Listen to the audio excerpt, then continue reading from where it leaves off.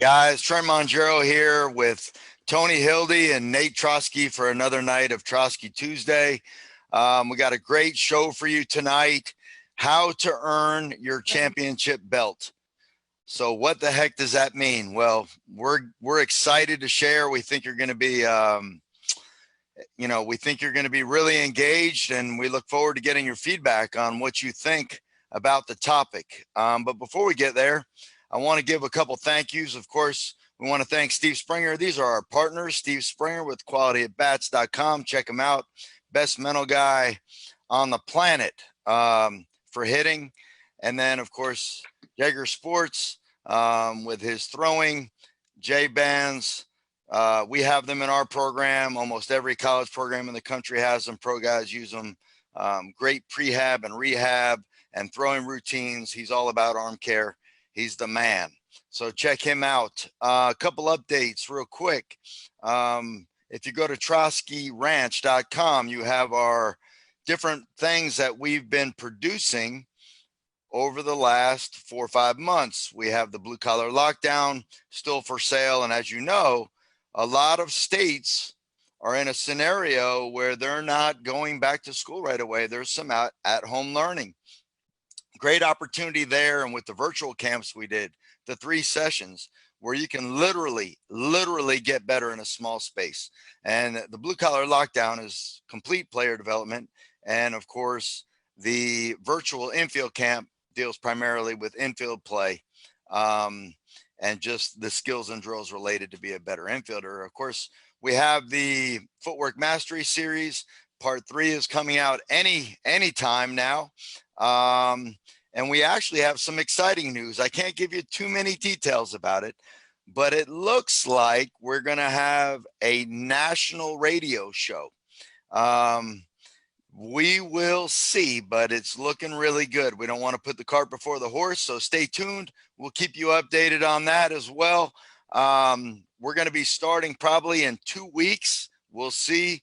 We're going to call it Mongero Mondays, and it's going to deal more with the coaching specific element to baseball.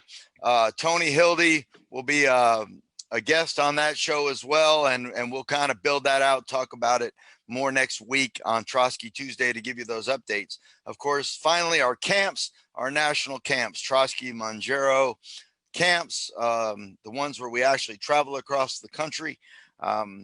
I think our most recent one was in Virginia. It looks like that's going to have to be rescheduled due to COVID, but looks like the Kansas City one at the Royals training complex there is on go.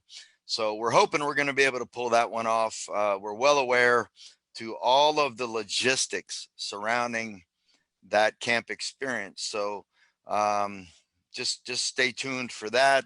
Check out troskyranch.com for updates. Go to the camp session section of the website, and we'll try to keep you updated there as best we can. So Nate, that takes us to tonight.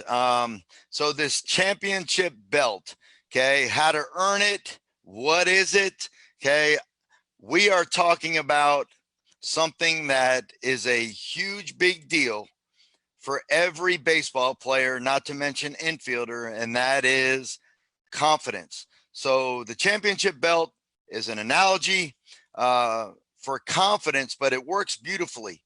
And I'm going to go ahead and toss it over to you and let you go ahead and develop the theme of the championship belt, and then we'll go back and forth a little bit. Thank you, Trent. Can you guys hear me okay? How's it sound? Sound check? Sounding good? Sounds Super. great. Sounds great. Yep. Thank you guys for tuning in tonight. We're excited to be here. And thank you, Trent. Great introduction as always. We're very excited. We're passionate about what we do. And, you know, Trent and I are the stories of many, probably 99.9% of all coaches. They wish they played in the big leagues and they didn't.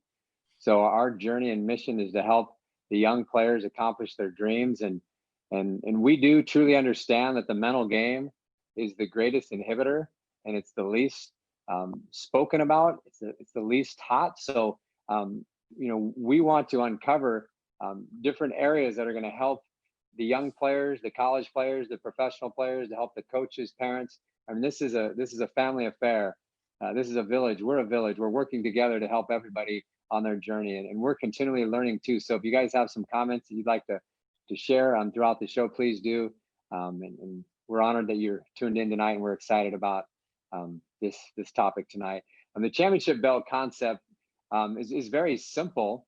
It's not simple to accomplish. It's not simple to teach, but the concept is very simple. And the concept came about 3 years ago to mind when I was studying the life of Muhammad Ali.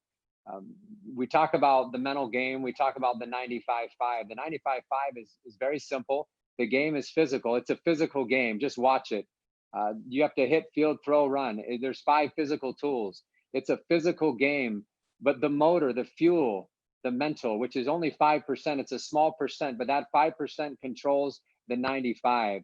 So this show is not just about the physical. We want to dig deep into the mental, because we understand that the 5% of the 95-5, 95% physical, 5% mental, the 5% mental ultimately determines what the physical will do, what the 95 will do. So I started spending a lot of time studying, arguably the most confident athlete to ever walk the earth. And we would say that because he wore everything on his sleeve, right? He was external. He spoke how he felt. Well, I said, how could this man be so confident? Because confidence is an issue for all of us. It's the human element, right? We're struggling daily with being confident, especially with the game that we play and understanding the game that we play. It's a game not only of failure, it's a game of losers. And I remember, it was one year they were interviewing a Heisman Trophy winner. They said, what are you going to do? You're going to go on the draft and play Major League Baseball someday, or are you going to go to the NFL? He says, I'm not a baseball player. He says, I'm going to the NFL. He said, because baseball is for losers. And if you think about it, it makes sense, because if you think about a winning NFL team, they might lose anywhere from 2 to 3 times in a season. Well, a winning baseball team is going to lose anywhere from 60 to 75 times in a season. And that's more than some football players will lose in their entire career. So learning how to lose. And when Muhammad Ali was knocked down, he said, it was one time in my career where I needed to learn to lose right. Learning to lose right, because when you lose, confidence is hindered. It's damaged. It's injured. And now you're walking away wounded. So we have wounded players all the time. So I said, hey, you know what? I remember I was wounded as a player. And I said, I want to find out more about confidence. So I started studying the life of Ali. And one quote that stood, and we talked about this 2 days ago, Trent and I had this conversation. Trent, we had this conversation about the championship belt. And this is what Ali said. He says, once I earned the championship belt, I was a different fighter. The question, why? Once I wore the belt, I was at a whole nother level. And the point was this: there was no more doubt.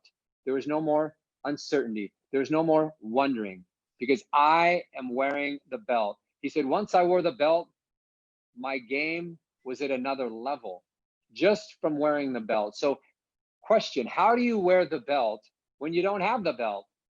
Because baseball, rarely do you feel like you're a champion. You get knocked down, you lose games, you're on the mound, you're losing, teams are losing, hitters are losing, defensive players making mistakes. The belt is taken often, and rarely is the belt ever even given. So how do you play the game with a confidence level of wearing a belt? And you brought up this amazing story. So as we kind of lead into it, one is the main point from the belt is this: once you're given the belt, you have no more doubt. And doubt is the enemy of confidence. It is the enemy of confidence. Uncertainty, doubt, fear, enemy of confidence. So how do you wear a belt when it's never been given to you? How do you wear a belt when you haven't earned it yet? So playing the infield, we talk about it, the voice of doubt is real for many reasons, but you're sitting out there like you're on an island waiting for the ball, and you're waiting all game long. It might be a 3-hour game, 140 pitches, and you might touch the ball 2 times in the whole game. And if you miss that ball, it could be the difference in winning and losing. So the voice of doubt is real. And you told me this story the other day, and it was a beautiful story. And he was talking about the championship belt. If you could talk about it, it'd be great, Trent. Yeah. So as a player, Nate and I spent 3 hours on the phone, by the way, just a couple of days ago, just like we do, just talking, not just about this, trying to come up with a topic for Trosky Tuesday, but just about the deeper meaning and, the different parts of the game that we feel are very important. And he's sharing, this concept of championship belt. And I shared with Nate when I earned my championship belt. Now, as a player, my journey, I don't talk about it a ton, but my journey through junior college and then being ineligible my first year at UNC Wilmington because I was academically ineligible from going 4-2 to 4. Okay, 4-year school to 2-year JUCO to 4-year, and I didn't go back to my original college, and I didn't graduate from junior college. So I'm ineligible. I'm a little guy. I always played second base in college, and I'm trying to find my way. I'm trying to make my way as a college baseball player. I have decent tools. I eventually get a little bigger. I move over to shortstop, you know, and then by the time I'm actually eligible my junior year, I'm the starting shortstop in a Division I program. Now, for some people, that might be their belt. For me, it wasn't my belt. I still had a lot of doubt whether I belonged over there. Even though the previous summer I had played a lot of shortstop on a summer team and did pretty well. This was the real deal. Now it's showtime. It's we're playing a Division I schedule, and we're playing some legit competition, and I'm not sure whether I really belong at shortstop. I'm playing okay early in the year, and we take a trip down our spring trip down south. We played Clemson, Auburn, others, and my championship belt was given to me by another coach. So we're playing Auburn in a 2-game series at Auburn. This is the time that Hal Baird is the head coach, legendary Hal Baird.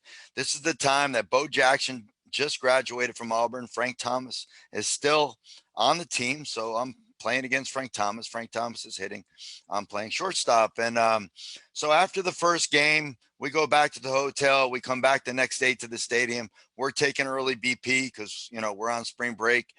And I forget something. I don't remember exactly what it was on the team bus. So I asked coach, we were done with BP, and I ran out to the bus. And when I was headed to the bus, Coach Hal Baird was coming in to the stadium to get ready to get his team ready for BP. And he stopped me. He said, you're the shortstop, right? You're Mongero. And I said, yes, sir, I am. And he said, where did you come from? And I said, sir, what do you mean? He said, where did you come from? Like, I said, I played JUCO in Florida. And he said, son, I wish I knew about you coming out of JUCO in Florida, because if I did, you would be the shortstop at Auburn right now. And, that was my moment. That was my championship belt, to have an SEC legendary coach go out of his way to give me those words and to say that about me, my game. At that point, I went from medium frequency as a confidence level. I was confident enough to be a D1 shortstop, okay, and get the job done. My frequency went off. My confidence soared. And for the remainder of that year, which was my junior year in college, I had probably one of the best years in my career. And I attribute that to the moment I got my championship belt. Hal Baird's words to me were vindication, and validation of my skills as a player, and that I did belong at shortstop and people were taking notice. So that was my championship belt moment, Nate. That's awesome. So when the bell was given to you, we're going to talk just for a minute on frequency. So there's 3 levels of frequency. And I'm going to talk about the highest level of frequency, which is high.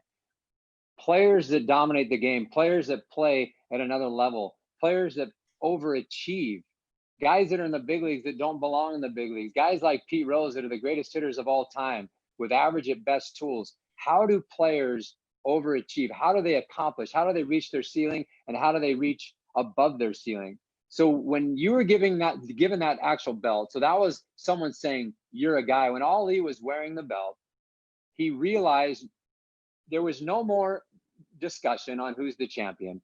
So he didn't have to hope, he didn't have to think, he didn't have to wonder. He knew he was the champion. Every morning he woke up, he's the greatest of all time. He's the greatest, right? There's no doubt. It's very easy to be confident when someone gives you the bell, right? So you're playing, and guys, this is a symbolism. It's an example. It's a parallel of you right now. All the players right now. Think about, I want you to put yourself in a situation, say, where am I right now? And we're going to give you a scale basically of 3 levels of frequency. Frequency means your power, your level of confidence. High frequency means high confidence. That means belief. That means uncertainty. That means no doubt, sold out. Okay, no doubt, sold out, committed to the unknown. The unknown is I don't really know how good I am.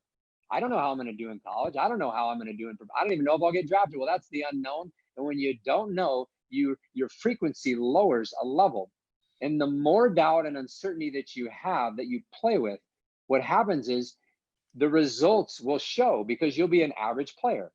So what happened to you, you had the best year of maybe your career. And it was from the voice of a special man that were genuine words that said, you are one of the best I've seen. And what that did for you is you were playing at another level. Your frequency went medium to high. Now I want to talk just for a minute on a player that has maybe the highest frequency. He's a high frequency guy, but any elite player, the Christian Yelich's, the Nolan Arenados, these guys playing defense, playing offense, they're at another level. Their frequency is high. They release doubt. Doubt is not even an option. So when we talk about this concept of confidence, how do you instill it? How do you learn it? How do you earn it? How do you gain it? Well, part of it is you learn it. You learn about it and you say, interesting. I'm understanding it now. I understand that frequency has power and it can come and it can go. Lenny Dykstra. This is one of the greatest stories, I would arguably say, of all time. It's one of my greatest stories, and I love stories. A guy named Dennis Rogers, Hall of Fame coach, California, junior college baseball. He's one of the legends in California. His name is Dennis Rogers, Riverside Community College. He told me this story. He said, Nate, he said, my first recruiting job, I was at Cal Poly Pomona. I was probably 24 years old. I was excited. I go out to this high school game, and there's this little guy named Lenny Dykstra, and he's a senior in high school, and he's running around the outfield like a phenom. He is just making plays, sliding into bags. The original, the original dirt bag. This guy's a grinder. And after the game, he says, that is the guy that I want. Now, this guy is small. We know Lenny Dykstra, right? Animal, right? But this is in high school. He probably weighed 140 pounds. He goes up to Lenny after the game. Now, this is Lenny Dykstra in high school, 140 pounds. And he says, excuse me, son, my name is Dennis Rogers. I'm the new recruiting coordinator at Cal Poly Pomona, Division II. And Lenny Dykstra just looked him in the eyes. He just kind of stared him down. He said, you know who you're talking to? And Dennis goes, well, not really. I'd like to get to know you, son. He says, you're talking to Lenny Dykstra. He says, I'm committed to A-State, and I ain't going to A-State. I'm going to the big leagues. And he walked away. I'm going to the big leagues. And he walked away. I'm not even going to college. I weigh 140 pounds. I got no right to even be talking like this. That is a choice. That is learned. It's earned. It's given. There's so many ways that you can build that. Well, where did he get it from? Because he didn't deserve it. I mean, does he really have the right to walk up to a college coach and say, don't even bother with me because I'm not going to college. I weigh 140 pounds and I'm going to the big leagues. You talk about frequency. That's the highest level of frequency possible. There is no doubt. Absolute no doubt. So when you think of Ali actually put it in a place where doubt is not even an option. This is what he said. He said, I am the greatest of all time. Not only am I the greatest, he didn't say I'm the second greatest, the third greatest, because there might be someone greater. He says, I am the greatest of all time. Not only am I the greatest, I'm the double greatest. And I was the greatest before I knew I was the greatest. And then he said, to top it all off, the man that will beat me has not been born. He's not even been born. So when you talk about eliminating doubt from the dictionary, doubt is gone. If you can play the infield with no doubt, no fear, no uncertainty. You know what happens to your frequency? It goes through the roof. If you're on a 1 to 10 scale, you're on a 10, redlining, trying to get out of the 10. And when you think about doubt, fear, worry, uncertainty, the enemy of confidence, confidence is frequency. And when you play at a high frequency, that means belief, period. It does not mean you're not going to make mistakes. It means that you play totally released from self-doubt, totally committed to the unknown. I don't know, but I do know. Frequency. So what happened to your frequency, Trent? Your frequency jumped a whole level. You were still competing at a medium frequency. You were hoping, you were thinking. So real quick, we're going 3 frequencies: low, medium, high. Low is I hope. Medium is I think. High is I know. When the ball's hit to me, you're out. When the ball's hit to me, you're out. When the ball's hitting the 6 hole, you're out. When it's a slow roller across the middle with a double G runner, you're out. And when you build yourself up, your frequency starts to elevate. And what happens is you draw results and you play at another level. And you were given the championship belt that day in the parking lot, and doubt was erased. It was gone. And you played at another level. The question, how do you do that when you haven't been given the belt? Because that's the challenge in the minor leagues. Rookie ball, A ball, double A, triple A, right? Now you're a rookie in the big leagues. Then you go to college and you're a rookie, and you hope you don't get cut. You hope you don't lose your scholarship. The guys that stay in the game, the guys that dominate the game, train the brain. They train the brain. They trick the brain, and it becomes a priority. And I'd love to hear your comments a little bit on what we're talking about. And then I'd like to talk a little about, we can talk a little about training the brain. Yeah, you're talking about the mind gym, and I think it's important that coaches, parents, and players understand that there's a learned element to this. It's not just luck, it's not just happen chance.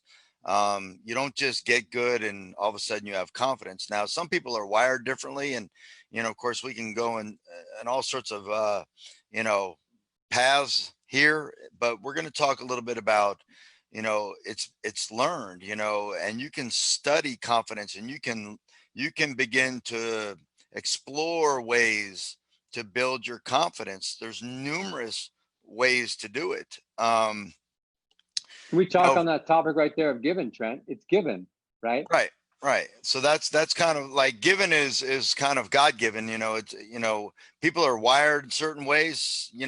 When you play this game or you coach it, or you're a parent and you watch it, you just see certain players, that just exude confidence. And it's just something that they're kind of blessed with. I mean, sometimes their ability matches, a lot of times it does, but not always. And certainly if they have a bad game, they're still confident. It's like they're unfazed by what happens. And you don't see many guys like that, but the higher you get in the game, it seems like the more you run into those types of guys. It's like they're just unbelievably confident, like at a whole nother level, regardless of how things go. But to me, I was more impacted by the received, like it was talked into me. That experience with Hal Baird, it changed my life. And the thing is, you know, as I moved up levels, you know, I kind of had my belt stripped from me, so to speak.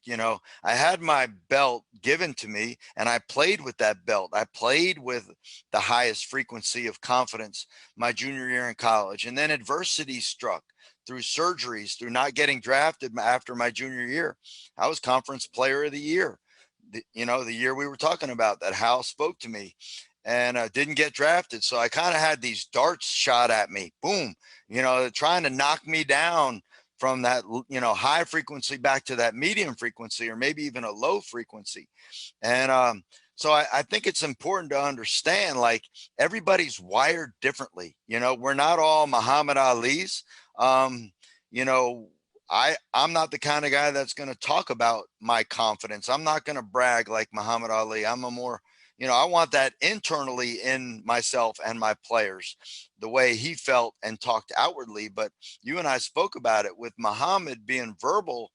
That kind of makes you hold yourself accountable, to doing the work, when you start bragging. So I don't want to go down too many rabbit trails, but I did want to open up the can of worms that as a player, I personally earned my belt, but I had it kind of taken away. And as I look back on my career, I don't know that I ever got a chance to get my belt back to the level like I had that year, for whatever reason. And so the idea really is you're like all players, Trent. Some players have never even been given a belt. No one ever told them that you're a guy and you can do this. They're filled with doubt, right? So you were in the middle, right? And then you get to a point where you're at the top of the world, unstoppable, and then your belt's taken from you. So now the question is if you can't regain the belt, you know what happens? Your career is going to end real fast, and that's what happened. But you're like 99% of all players. It's typically a confidence. I mean, injury is real.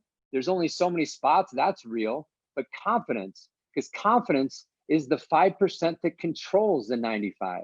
If I want to be a great defender, it's about how I think. Now, when we think of Ali, we're not promoting at all being boastful and outward bragging. We're talking about how the body responds. The body literally responds to how you think. So words are a product of how you think. So Ali just chose to express his words. We don't want anybody to walk around saying I'm the greatest of all time. But as you take the field, you must believe that. I can't be beat. I can't be beat. I'm the best fielder and I'm going to get you out. So as you talk to yourself, and Ali, by the way, learned it. He was filled with fear and he was filled with doubt. And that's the reason why he filled his mind with all of these positive thoughts. And he learned it. So when we talk about learning it, yes, it's given. It's God-given to some, very few. Some people roll out of bed. It was given to them. Be thankful. Be thankful. The great John Wooden said, fame is man-given. Be humble. He said, conceit is self-given. Be careful. Talent, God-given. Be thankful. Well, a part of that talent is confidence, right? So if I've been given confidence and I'm a confident thinker, period, well, give thanks. But don't be overconfident, right? Don't be overconfident. So the given piece, that's one of the components. The second we're talking now is learn, okay? How do you learn it? How did Ali learn it? One way he learned it, he's watching TV he's a teenager, and he watches Gorgeous George. Gorgeous George is a wrestler, and Gorgeous George was a self-talker. I'm beautiful. I'm the best. And he goes, wow. He goes, I can think like that. So what he did, he said, I want to be that guy. So what you do is you create an identity of who you want to be. And then you create an identity of how you want to think. And what happens is when you paint a picture, your body literally seeks to accomplish it. So the self-talk is so powerful. And we must be great at self-talk. We must practice it. Train the brain. Go to the mind gym. Train the brain. If you make something a priority, you will get good at it. If you watch a thrower who throws 80 miles an hour make throwing a priority, what happens in 6 months? He's throwing 82. 6 months later, he's 85. It's with any area of your life. The problem, we do not prioritize the mental game. It's the mind gym. Train the brain. The mind's a muscle to go to the mind gym daily. And we're going to give you some insight on how and what to do in the mind gym, because it's confusing. Well, what do I do? What do I do with my players? I don't know what to do. I'm a coach. I'm a parent. I'm a player. What do I do? Well, we're going to give you some very simple insight on what to do. I'll give you one. We'll throw out one right now. Visual memory. Create a memory. And Trent, if you could talk about the highlight reel right after this. Visual memory is very simple. You take your infield and you say, what was the best play you ever made? What was the best moment you had on the diamond? I want you to sit down right now and write about it. And I want you to feel the emotions of that day. I want you to feel it. And they sit there and they recreate that day. They're creating a memory. It's powerful. And what happens is anytime they're feeling doubtful, or anytime before they're going to, I mean, you could do visual memory anytime you put your glove on. You remember that day you made that backhand on the hole and you won the game. What happens is your body responds to how you think. You feel what you think and you do what you feel. Literally, FWT, you feel what you think, period. If I want to feel good, I got to think good. I got to think big. And if I think big, I feel big. If I feel big, I play big. So visual memory is remembering a moment. Because what happens is, as a human, you remember the past, negative past. You remember the last error you made. That's what triggers in the brain. We need to replace that. We call it blocking. We're going to block the negative, and we're going to put the visual memory of that great play. If you could talk a little bit about maybe your highlight reel. Yeah, so we live in an age of technology, and everybody has phones, but what do most people do? They just film at bats or they film the pitcher pitching. Okay, and I know it's a little bit more work for somebody, but you can set a phone up on a tripod, whatever. Um, if you can get your defensive plays filmed. So when I was at some of the schools I've been at, we're not doing it right now, but North Hall, we filmed a lot of the games and we use those films for numerous reasons. But, one of the beauties of it is the players had some footage and, you know, I, alls I really want, because the game is going to beat me down. It's going to beat me down offensively. It's going to beat me down defensively. Okay. It's just a matter of time. And, you know, we have to actually like build our confidence back up and remind ourselves that we can do this and we have done it before and we are very good. Okay, so whatever the way you accomplish that, I mean, there's a list of things, and Nate already is sharing and I'm sharing, and there's more to share in this regard. But let's say you have 5 plays. Let's say you have 5 plays that you really like that you made. Okay, I think before every game I'm going to look at those 5 plays, and I'm probably going to have at least 5 quality at bats to tag into that, to make a minute or a minute and a half video for myself, a little highlight film. Okay, it's like brainwashing myself. I need to be reminded, and especially when things aren't going well. But whether it's through your brain of actual visualization, which is huge. Okay, you see Olympians do it all the time. Don't discredit it, it works. Okay, and then you can actually create highlight films of yourself, that you watch before games or when you're struggling. You can use them for numerous reasons, but ultimately you're trying to raise that frequency. Okay, when your frequency starts to fall, you now look back and go, you know what, I am doggone good. And you can carry that into the ball game. I think in the learning side is it really begins with understanding the mental game. You can't get good at something you don't understand. You can't be a sailor if you don't know the sea. So you can buy a boat, you can go sail, but you're probably going to get lost at sea. You have to understand it. And when we talk about creating perspective, so creating perspective of the mental game with the young player, and if you keep it simple, they can understand. And the perspective, it's kind of like this: the bear's caught in the bear trap. Okay, the bear's caught. The trap was set not for the bear; it was set for a coyote. But the bear gets caught in the trap. So what happens is the guy who is trying to catch the coyote, the hunter, he goes out, he sees he's caught a bear, so he's trying to get to the bear to help the bear get out of the trap. But you know what? The bear doesn't understand. So the bear's trying to kill the man who's trying to help him. He has no perspective. Literally, the younger you are, the less you're going to understand how the mind works, especially because no one ever explains it to you. They just say, let's go, get another hit, stop crying, stop whining, be positive. That doesn't work. So once they understand it, they can take ownership. So I'm going to give a couple simple examples of how the mind works. And it is so simple because we can read chapter after chapter after chapter of the mental game. But if we don't understand it, and if we can't articulate it like we know our name, it has no value. So it begins we'll go with the law of attraction. The law of attraction is very simple. The body seeks to accomplish what the mind thinks in pictures. If my mind is unsure, my body is unsure.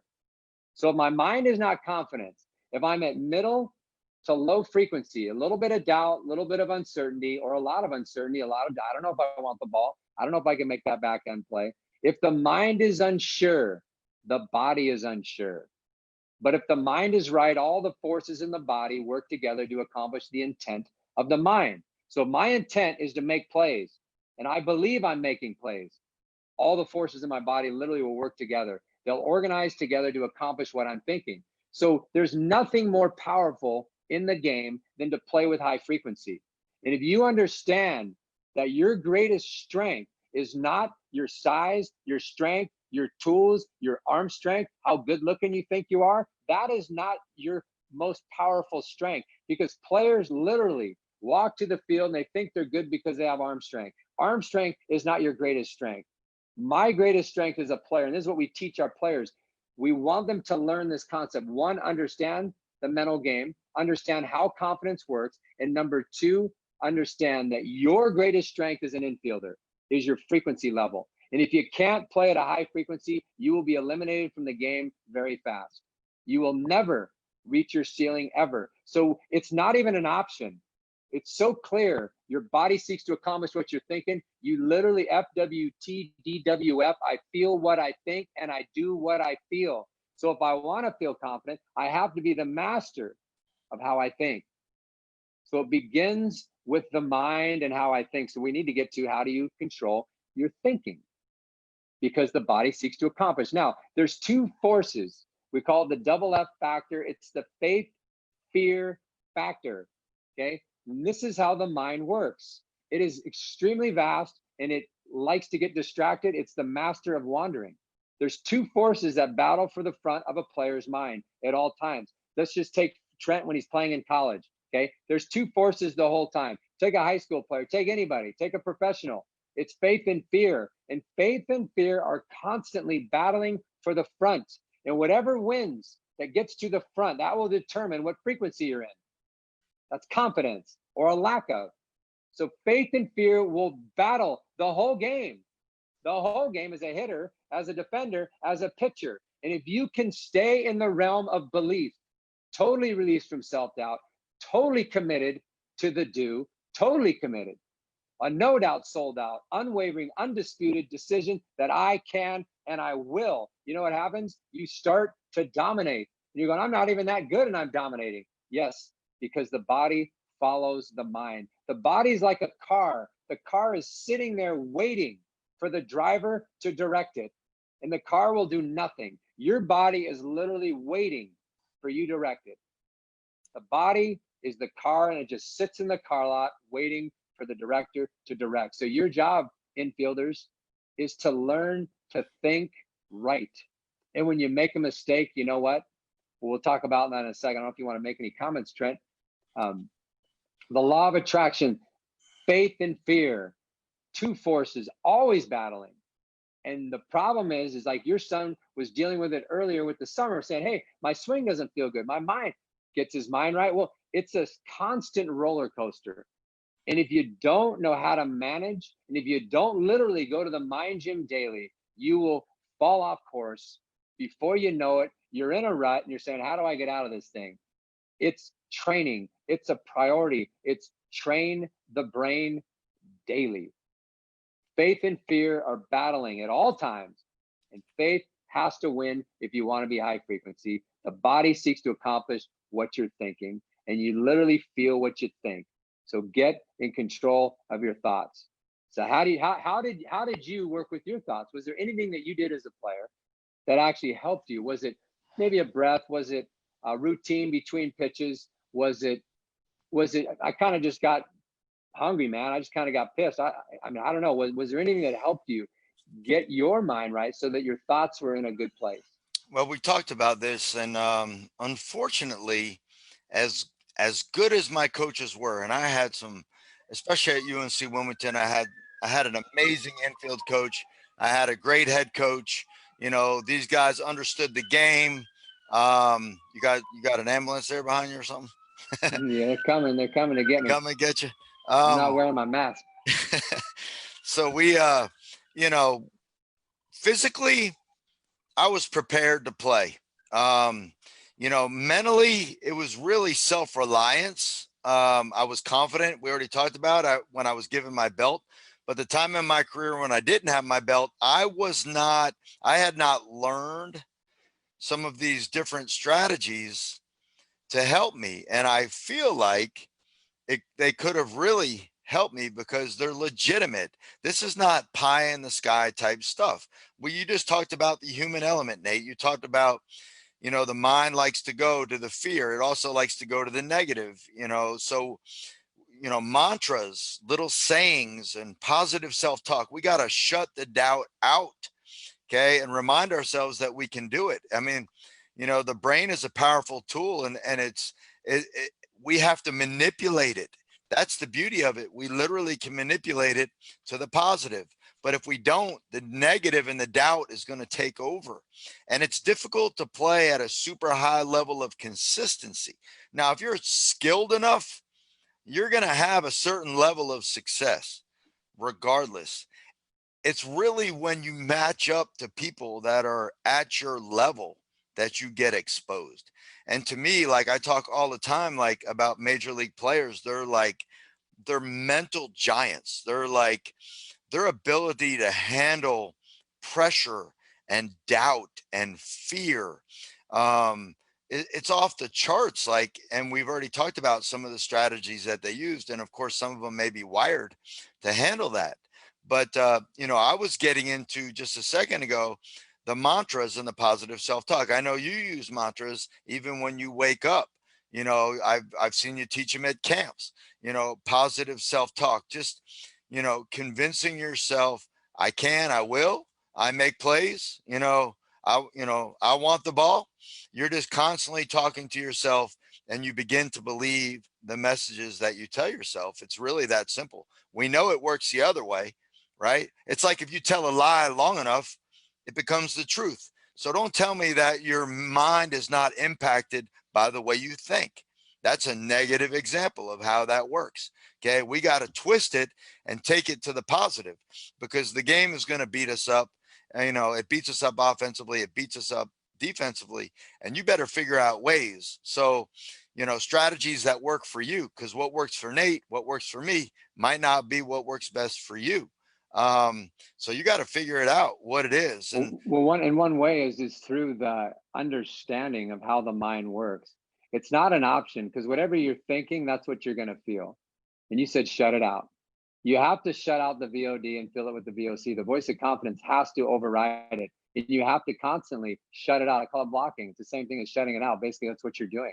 right. Right. So I have to be great. I have to recognize the 3 R's, very simple: recognize, release, and refocus. So right now, if I have the voice of doubt, I got to triple R it, baby. I got, oh man, it's in there right now. I don't know if I want the ball right now. Recognize it. Okay. Now we're going to release it. Okay. Boom. Out the door. Okay. Then I'm going to refocus. I want the ball. I want the ball. I want the ball. I'm the best fielder. I want the ball. I make great plays. And once a player understands that his body literally will not sequence, it'll be out of sequence. Sequence means you're at the highest form of athleticism.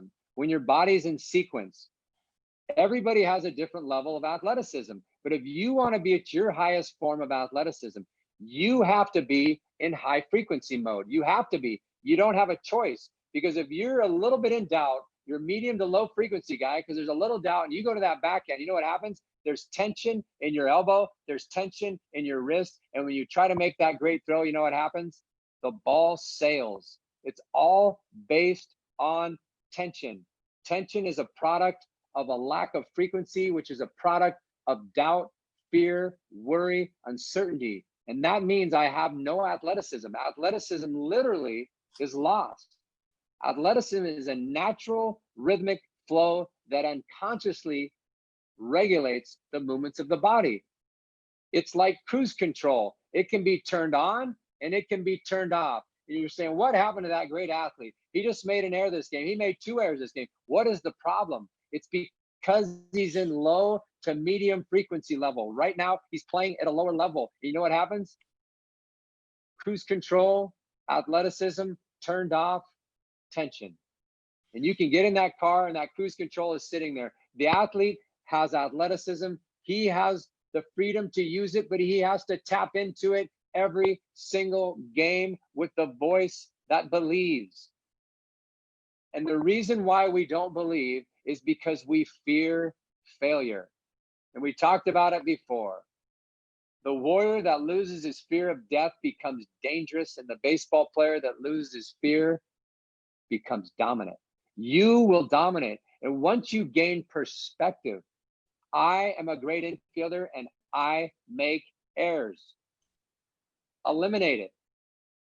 Eliminate the fear of, man, I don't want to make an error. I do make errors, and I might make one error, but I don't care if I make an error today. You know why? Because great infielders make great plays, and I make great plays, and my focus is making plays.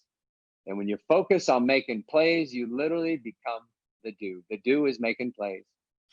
It's like Bruce Lee. Put water in the cup, Trent, you become the cup. You put water in the cup, it becomes the cup. If you focus on making plays and you believe it, you make plays. They're like, what happened to that guy? You have the right and freedom to think any way you want. It's a choice, it's a decision. Learn to decide. That's redefining success. I love it. I want to get to a big one here, Nate. The earned, because I think for a lot of people, that's a really big way. A lot of people, get confidence, and it's huge, and we don't want to leave that piece out. We hit the received. Okay. We talk about me receiving my belt from Coach Baird. We talked about the given, God given. Some people are just wired differently. We just talked about the learned. Okay. Where you have blocking and you have visualization and you have all these different tools to help you learn how to be confident. Okay. I want to get into the earned. So I give you a chance to discuss the earned. I definitely want a chance to talk about that as well. I'm going to keep it really simple. And if you can elaborate, I'm going to keep it really simple. Earn one would be through practice and preparation. When I'm prepared, I'm confident. And everybody's in a different place. But when you prepare, it builds your confidence. When I'm prepared, I'm confident. So practice and preparation. If you practice like everyone else, it's very difficult to have a higher level of frequency than the other guys that you're showing up, because you talked about it before. Once you're challenged by the level you're around, now your confidence is challenged. If you're a senior on the varsity team and you've been starting for 2 years, there's no issues. Okay, you're walking around like you're the king. Okay, but once you go to college, you're not the king anymore. Can you wear the belt that your high school coach gave you now as a freshman, and you have no belt because you got seniors doubting you? Your coach is wondering if you're any good and if you're going to live up to your scholarship. You have to walk the walk with the frequency of belief as a freshman, as a junior, as a sophomore. It doesn't make any difference. So practice preparation is going to allow you to have that frequency. So practice preparation, another would be experience. The more experiences, and by the way, when you fail, it builds your confidence tremendously. Tremendously. We're not going to get into that topic right now, but failure builds confidence tremendously. So be around experiences, as many as experiences as you can. So preparation, practice, preparation, experience, past successes, right? It's earned through succeeding. Oh, wow, I had a good game. It builds. Everything you do, everything in life is either going to build your confidence or tear down. So understand this, parents, coaches, brothers, sisters, everybody. Every single moment of the day, you're either building it or tearing it down. So as a mentor, as a father, as a coach, as a teacher, understand every word that you say, you're building it or you're tearing it. You are significant in them earning it, okay? Build them up. So I don't want to get into the specifics, but if you'd like to talk about specifics, that'd be great. Yeah, no, I'll jump into it a little bit. You hit on a couple things, and I want to backtrack a second into the received and the spoken, just understanding the power that you have as a parent and the power you have as a coach to speak into your players. Now they know if you're, speaking bull, and they know the genuineness. Kids know this stuff. But if they've earned it, and you're speaking into them like Coach Baird did to me with just a simple conversation, I bet you he doesn't even remember it. Okay, what he said to me, but it changed my life. Okay, that's how powerful words are. So you worry about your kids or your players having confidence. You can speak confidence into them. I think you can also, like Nate said, there's an element of failure to having confidence. This is how you redefine it as a coach and a parent. You give your team and your son permission to fail. All you expect is them to give their best effort. Okay. To be focused, have a good attitude, play hard, all those things, the controllables, that's all. That's all they have control over. If they make an error, if they have bad at bats, it's going to happen. You have to give them permission to fail, because when you play relaxed, that's when you play your best. And when you're relaxed, you're confident. They go hand in hand. Confidence and relaxation go together. Okay. A relaxed confidence. I think of a tennis player all the time. Okay. If you've ever played tennis, they make it look so easy. But if you've ever gone out there as a novice and tried to hit, okay, in order to create topspin, you literally have to have the confidence to hit up through the ball. If you try to baby it, if there's any tension in that swing whatsoever, you're either going to roll it over into the net or you're going to hit it long, maybe even over the fence, okay, on the tennis court. Okay, there's a relaxed confidence to executing, hitting topspin, and keeping it on the court where you want it to go. Same thing with players. They have to have this relaxation when they play, and you give them freedom as a coach by giving them permission to fail. Don't expect perfection. And your body language and how you respond to what happens on the field basically tells them, that you were being real when you spoke. So if I give my player permission to fail and he fails, and now I'm chucking the clipboard and kicking things and knocking bats over and cussing, okay, well, obviously I didn't mean what I said. Okay, you have to have an element and a demeanor of calmness to you. And parents, your kids feed off of that. Players, coaches, your players feed off of that. Okay, that's why most champions have an element of even demeanor. They don't get too high, they don't get too low. Now let's go back to the earned. Okay, earning it. To me, that was my greatest source of confidence other than once it was spoke. So once it was spoken to me, I knew why it was spoken into me, because I had put in thousands of hours with a great infield coach at UNC Wilmington, Mark Scaff, learning how to play the position. Okay. He taught me, I learned it, I applied it, I practiced it with the help of my team and teammates and coaches. It wasn't just I hate that word, but basically I took accountability to learning and putting in the time. Okay. Well, today, these days, you can get so much more work in. I mean, I did not know all of the wall ball drills that Nate and I have. I didn't have, the resources and the wherewithal and YouTube and Twitter to teach me all these different. It came down to me getting my drill work. We did the big 5 that I have on YouTube and that Nate and I have, and some of the things that we do through camps and stuff. It's a piece of the puzzle. I did the big 5 in college. I was taught how to field, and I got in my reps and I made my throws.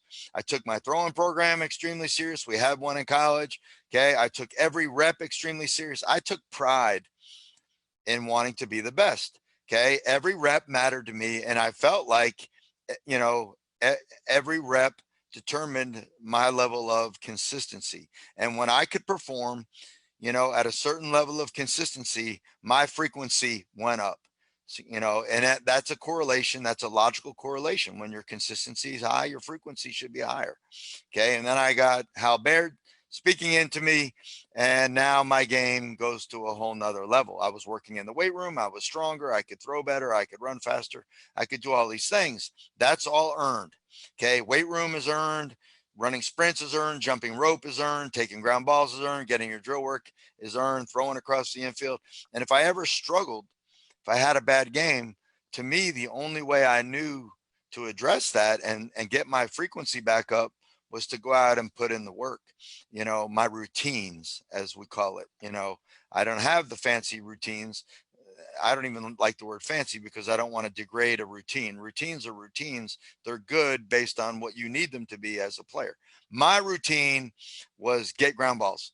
Okay. I wanted real ground balls. I wanted to make real throws. And when I could do all of that at game speed and be on the money, my frequency was up. Nate, that's how I earned it. And I think a big portion of confidence is earned. I mean, it's hard for somebody who boots every ground ball they ever take and practice fungos and whatever.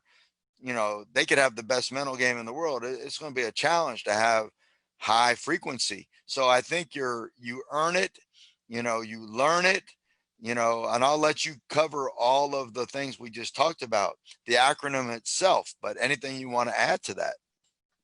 I think it's great. So we've covered several. So we went right there from earning it, right? So Right. we've talked about learning it, we talked about receiving it, we talked about earning it. I'd like to talk next just briefly on observing it. It's observed, it's earned, it's learned, it's received, it's observed. And when I talk to the college coaches, so often they run from the parents. They're like, I don't want to talk to the parents. I want to talk to the kid. And I tell them, I say, you guys got it all, you got it wrong. Because the player is a reflection of his parents. If you want to find a confident player, you're going to find a confident parent. And parents understand there is a weight that's on your back, because your athlete is a reflection of how you think and how you respond. They learn to think, they learn to respond according to how you've trained them and nurtured them through their life. Yes, some people are given the gift. Everything's positive and everything's belief, and I'm confident and I'm the king of the diamond. Well, that's like 0.5%. So the rest of the players are learning. It's being mirrored. They are a direct reflection of you and what you bring to the table and what you say at the table. So when you're sitting around the table, what do you say after, like Trent said, giving them the freedom to make mistakes? Trent, very quickly talk about the best basketball coach in the country. No names, just tell us what he does. He gives them the freedom to what? Miss shots. make shots and miss shots. Yeah, he gives It's them Trent's permission. buddy. Benji He Wood. gives them permission. Yeah. So the game is over. He's not like saying, oh man, you missed 10 today. He's like, yeah, good job on missing 10. You know why? Because you're going to learn from it. Tomorrow you're going to make 30. Yep. Right? There's no like, oh man, at dinner, oh man, you stunk today. What's wrong? It's all positive. Build. He's building. I'm sorry, I told your story. Sorry about that. No, it's cool. And I want his name out there because he's one of the best, Benji Wood. You shoot the ball in a game, you're unsure of whether you should be shooting or not. You take a shot, the coach, the horn goes off, first dead ball. He's putting in a sub for you. You're going to play with tension and anxiety, and you're not going to have that freedom, for your shot. Just like the tennis example I gave you. You can't shoot a basketball under pressure if you're tight. It's not happening. It's going to be a breaker. It's going to be short. It's going to be an air ball, whatever. But Benji Wood, and I don't mind using his name because people need to know who he is the best high school basketball coach in the country, in my opinion. And, he was a great example to me as a coach. And I started to learn from him, that you give freedom to the guys that deserve it. Now, you don't give your worst shooter from freedom to take shots. They got to earn it. They got to earn it. Yep. They got to earn it. So it's observed, ladies and gentlemen, it's observed. Surround your kids, surround your players with positive, upbeat, confident people, and be that guy. We're not saying you can't get on someone. We're not saying you can't put someone in their place, saying, hey, you haven't been getting your work in. You weren't focused in the middle of the game and you made 2 errors. But ask questions more than like dropping hammers on people. How was your focus today in the game? Let's talk about the game today, and then see if they'll express, Dad, I lost my focus in the 2nd inning. I made that error. Okay, let's work on that focus. But you really made a good play in the 7th inning. Nice comeback. So it's like, coaching them, encouraging them, building them. No tension. You create tension in that car, on the table, at any time, in the house. That tension carries over into the field. It's observed, and they're learning from you. So I tell these college coaches that, hey guys, if you want to be a great recruiter, the best recruiter is going to get to know mom and dad and the sister. You're going to get to know them all, because the player is a reflection. You got a confident dad, a confident mom. I mean, I see it all. I can give you 4 players I'm working with right now, 4 of them. Each player is an absolute direct reflection of their father or mother, whoever's most significant to them. One of them's insecure. One of them is nervous. One of them is confident and laid back. And that is exactly how their parents are. And I'll give you an example of Jabin. His dad is the most laid back, cruising, easy, suave, tranquilo, everything's fine, sitting at the beach, right? That's his dad. And then his mom is a competitor. Like, we're doing the grippers at our showcase, and she walks down and she says, oh, give me that thing. Like, I'll outgrip all you guys. And the guys are going, holy cow. And she did outgrip some of the little dudes. But the point is he carries confidence. He carries a swag and a comfort because he sees it every single day. It's observed. Very important. Model. Understand your roles. Very, very important. The given and taken, we're about out of time. So I'd like to talk just quickly about given. And I want to add something too at the end. So go ahead. Actually, we already covered given. We covered given. Yeah, please. Yeah. We covered given. It's God given. Okay. Right. You know, sometimes guys are given it. So we got given, and then taken. Okay. Taken is the one. Mm-hmm. Taken. How do you receive confidence when something was taken from you? Andrew Doshback, he's a former Trosky player. He's playing professional baseball right now. There was a college coach that wanted nothing to do with him, nothing. And I'm not going to go into the story. I'll tell it another time because it's one of the best stories of all time. It's as good as the Lenny Dykstra story, maybe better. Okay, the coach wanted nothing to do with him. He's driving home and he says, "I can't believe it, the way this guy treated me." And his dad called me and they were salty.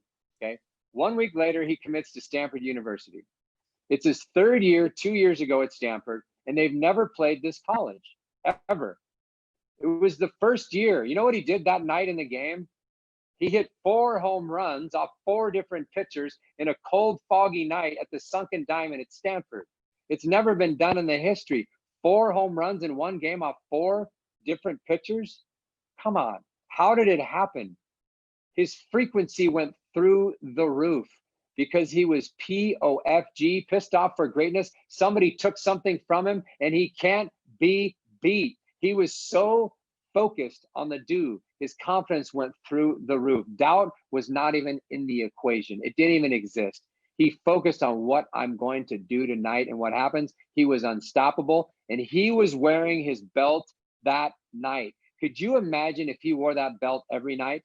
Every night. He probably would hit 150 home runs. Literally. He hits 4 the night he puts it on because he's at a whole nother level of desire, of intent, of will. Doubt, I don't even know what that means. It's not even in my dictionary. The book is closed. When something is taken from you, it's the greatest advantage for you to build confidence and utilize it as a gift. It's an advantage. It's a way. It's a challenge. Let's go, baby. Let's go. Let's go. I'm ready.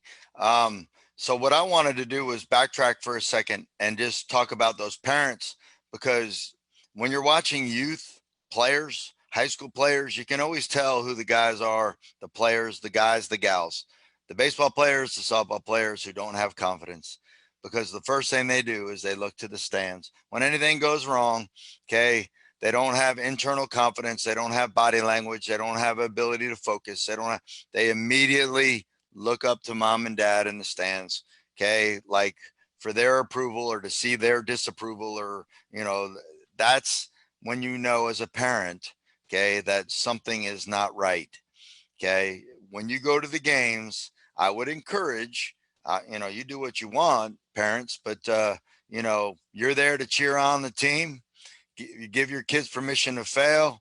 It's all positive. Don't be shouting instructions. Okay. It's not the time to be coached up when you're playing a game. It's the time to play the game. Okay. Play ball. Okay. Play ball. That's what the umpire says. We want to play. Let them have fun. Okay. And then they learn from their mistakes. And then I wanted to talk about, you know, observing, not just, you know, when we talk about the observed confidence. Okay. I started talking about coaches. To me, one of the greatest examples that I've been able to take, and I'm not perfect. Okay. My emotion gets the best of me sometimes, but I'm certainly better than I used to be in that regard, because I make a conscious effort to be. Okay. And that is when Ray Tanner started giving me the example. Ray Tanner is the current athletic director of the University of South Carolina, major SEC program. He was the head coach of their baseball program for a long time. Before that, he was at NC State as the head coach.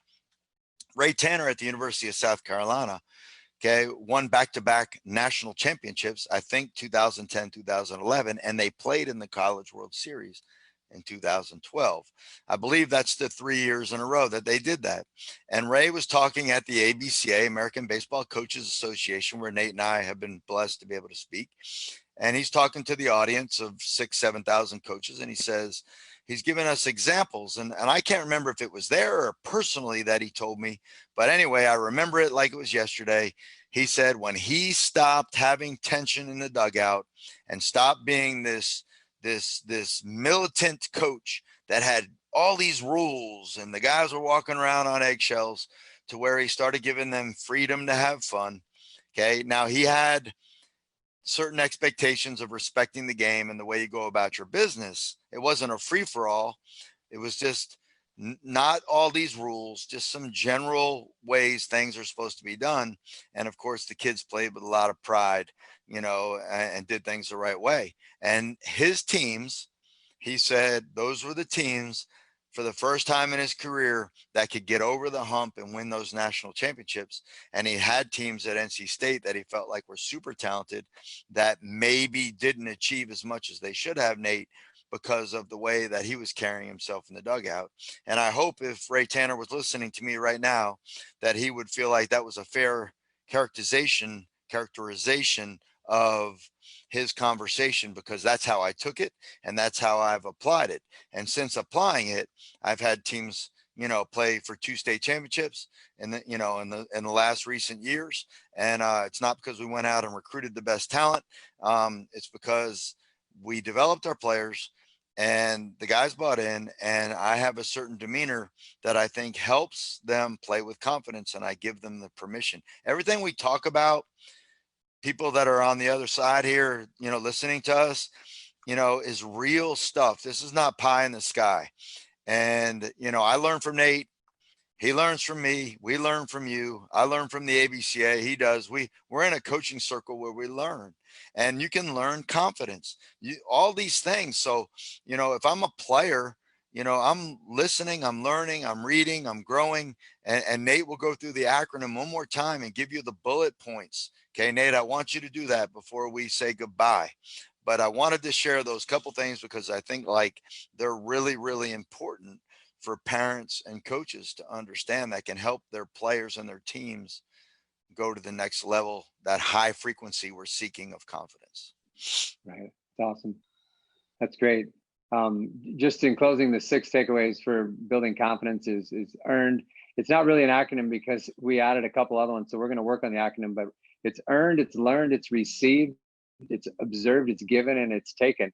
And this is a it's a lifelong, we're lifelong learners, and this takes a lifetime to, develop the mind. The mind just doesn't get developed in a week or from one talk, but you will see players literally be, they're overnight. You'll see players literally be transformed by changing their thinking. And a lot of it is just a faulty perspective. They think if they make a mistake, there's a problem. There's no problems. There's a problem if you're not focused. There's a problem if you're not trusting yourself. There's a problem if you're not committed. There's a problem if you're not expecting. That's the problem. The problem is not making a mistake. So understand the difference. And when you lose the fear and you're totally released from doubt, okay, you train your mind to block the doubt. The doubts. We talked the other day, and it's a newer thing that I came up with. It was like a month ago, and I've been texting Javen. It says, doubt doesn't exist in the dictionary. End of story. It's not even an option. Once it comes in your head, you say, that's not even a real word because I don't doubt. You just close it. You have faith. You believe. And you don't believe because everything's going to work perfect, because great players make mistakes. It has nothing to do with not making mistakes. And that's the problem. And that's where the fear and the worry comes. Everybody has this perfection complex. It's imperfect perfection. It's not about perfection. It's about a process. It's about having perspective. And when your mind is right, you play at a high frequency and results follow. It's so beautiful. The body is just waiting for you to direct it, and your thoughts are the director. You are the director. You're the screenwriter. You are the engineer.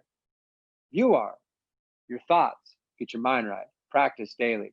And if you don't make it a priority, coaches, parents, players, and you don't observe and you don't practice, the last thing I'm going to say in the practice, I'm going to challenge you, is to write a mantra. And we wrote one up about 2 weeks ago. Some of our top players are going to the area codes coming up. I want them to read it every day. I fear nothing. I fear no one. I can and I will.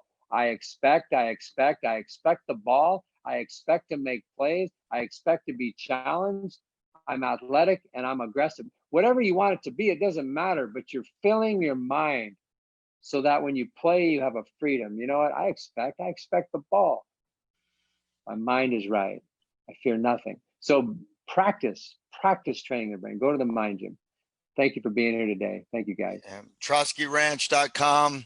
Our virtual camps, a lot of this stuff was covered in practical application through the drills and stretching and different things we were doing there. That's for sale there. The footwork series, all the stuff that we do, there's always an element that we're trying our best to tie in the mental side to everything that we do. Have a blessed evening. We'll see everybody next Tuesday. Good night. Good night. Thank you, Trent. Thank you, Tony. Thank you, everybody. See you, buddy.